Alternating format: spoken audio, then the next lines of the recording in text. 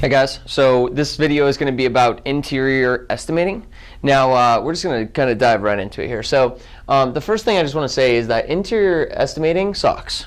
All right, so I know, I've been in this business a long time. I got a lot of friends. Everybody I know in the painting business doesn't really like interior. And a big problem with interior is that estimating is really tricky. Every house and every bid is different. So whereas exteriors, it's like there's flat surface to spray or paint and there's flat trim to roll, but interior, it's harder to measure.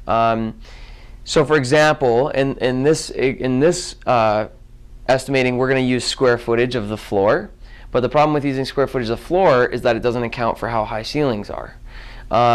If we account for just square footage of walls, that doesn't account for how much linear feet of cutting we have to do. So it's really difficult to come up with a just perfect equation. So we've gone through a handful of different formulas for estimating interior. None are right or wrong. You just got to kind of find what works. And so as I go through this, like this formula works for us, but everything in interior needs adjusting.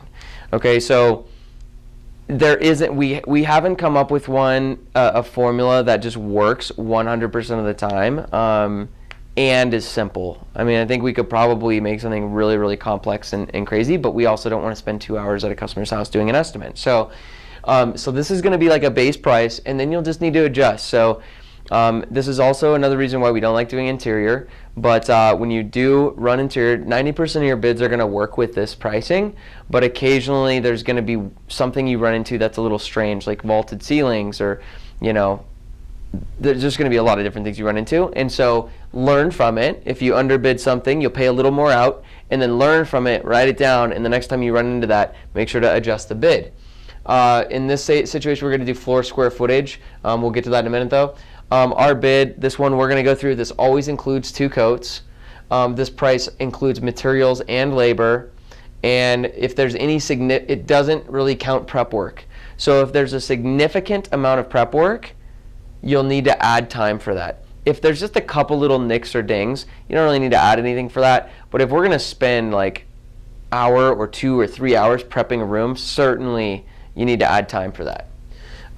So what you're going to need is, there's 2 things you need as you do the bid. You need the square footage of each room we're painting, and you need the number of colors that room is being painted. So for example, if we're painting a bedroom and we're just doing the walls, we would need the square footage of the room. So let's say it's 10 by 10. And we would number of colors, well, we're just doing the wall 1 color, so that's going to be 1. Now let's say we're doing the walls and the trim, and we're using a different color for each. That would be 2. Let's say we're doing the walls, trim, and ceiling, but the walls and the ceiling are the same color. That would just be 2. Now let's say we're doing the walls, the trim, and the ceiling. The trim is a different color from the walls. The wall and the ceiling are different colors. Are the same color, right? So the trim is white, the wall is blue, and the ceiling is blue. The wall is eggshell, the ceiling is flat.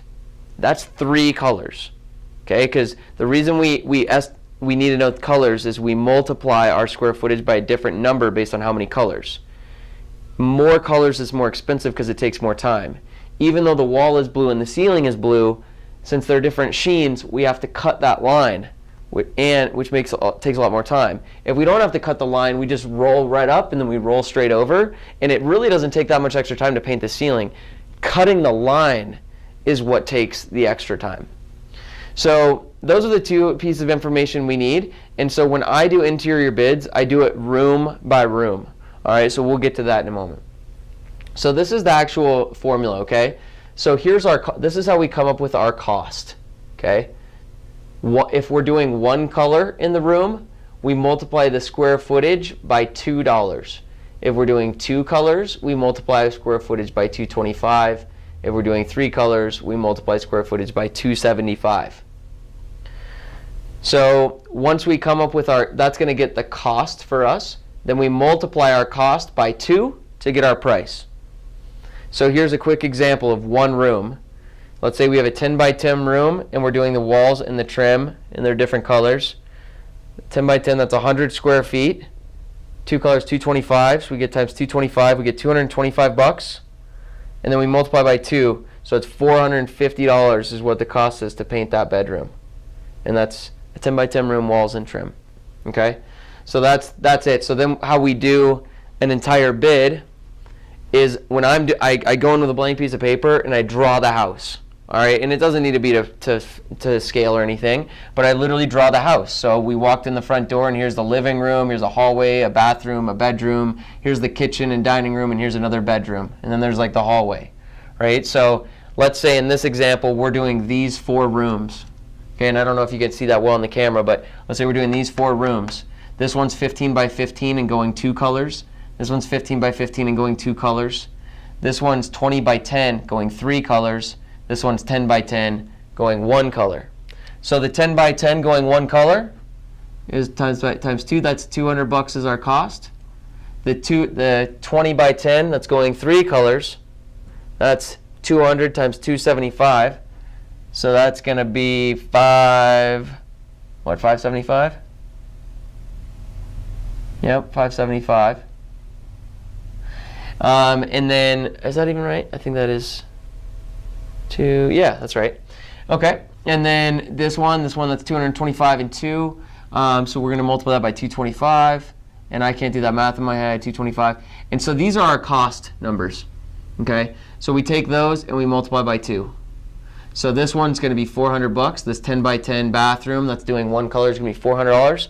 The big 20 by 10 living room, or whatever room this is, it's 20 by 10, 3 colors. So that one's going to end up being $1,150, which is these prices are like right in line. This is what we sell for, and then we sub that out for 50%. So that's step 1 is you draw the house. Draw the house, and remember we get the 2 things we need. We need square footage and we need colors. Okay, so you get the square footage, you get the number of colors, and I write it into the rooms, and then I go into my car and I sit down and I actually crunch all the numbers. So I come with square footage, multiply by the multiplier, that's the cost, double it, that's the price. And oftentimes I'll actually present to the customer a cost per room, room by room. Another thing, so then we cost room, 1 room at a time, total it up. And then the other thing is we always offer a 10% discount, so we take our 10% discount off of that total price. So take 10% off, and we go from there. Now there are a couple just other notes. Doors, we do $25 per side per door. So if we're just painting one side of a door, it's $25. Closets, depending on the size of closet, a closet's usually going to be $50 to $400 if it's a big giant closet. But this is going to be doors, closets, and then like if you do a hallway, like you're going to need to adjust, and that's what's a little tricky about interior. Is for the most part this equation is just going to work. But you might get into a house and you're like, let's say this up here, let's say this is our dining room, for example, and let's say it's open on this side. So there's no wall there, it just goes over and it opens right up. We might need to adjust that room a little bit because there's only 3 walls we're painting. Or maybe someone already has an accent wall done and they only want us to paint 3 walls. Then maybe a $400 price, maybe we just knock it down to $325. All right, so that's what I mean by you're going to need to adjust a little bit, but that's how we estimate interior. This is exactly how we do it.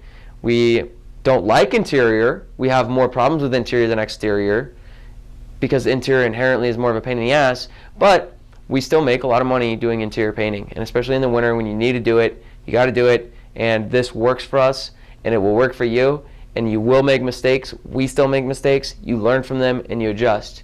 And so that's how we estimate interior. And let me know if you have any questions.